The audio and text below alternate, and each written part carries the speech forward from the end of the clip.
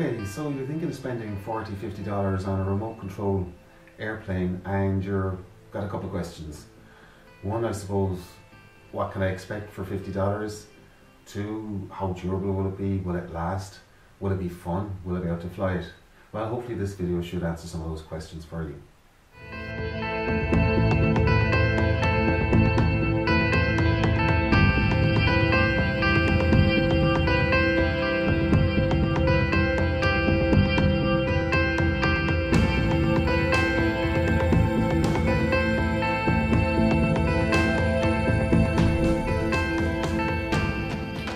Okay, so this particular aircraft I bought for about $40 odd. It comes RTF, which is ready to fly. So for your money, you get your transmitter, you get your airplane, everything inside it, and a charger and battery. This particular one, typical for its budget, is usually 3-channel. So that means one of the controls the aircraft speed, another controls the direction with the rudder, and the third controls the elevator for rising and falling. For this price range, you'll see the aircraft is quite small, maybe 18 inches, and very light. So the wind will pick it up and fling it backwards no matter how much accelerator you use. It's a reality for the size of plane. If you are flying near trees, it's guaranteed to fly into a tree. If you're flying anywhere near houses, if you've got a neighbour you're trying to avoid, this plane will land in his house, will land somewhere around his grounds. It happens, laws of some sort of freaky nature. Just talking briefly about features, this is the typical type of remote control unit transmitter that you'll get with your plane.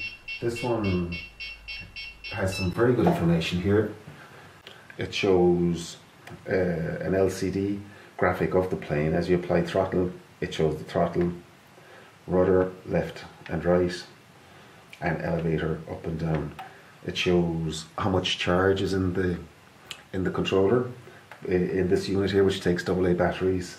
And in addition, there's another button just here. When I press this,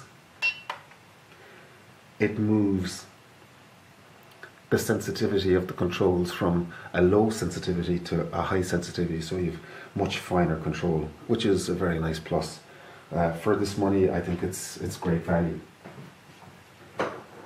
Also, because they are prone to flying away, I have used a very small Bluetooth tracker. I literally just attach that onto the underneath and it emits a sound and does help recover the plane. I've found this plane quite a few times, maybe half a dozen times in the last few weeks, and that's thanks to a cheap little tracker. Other things you'll find, you will crash a lot, but these are very, very well made. While it's a very light material, it absorbs crashes exceptionally well. I'm missing a front wheel.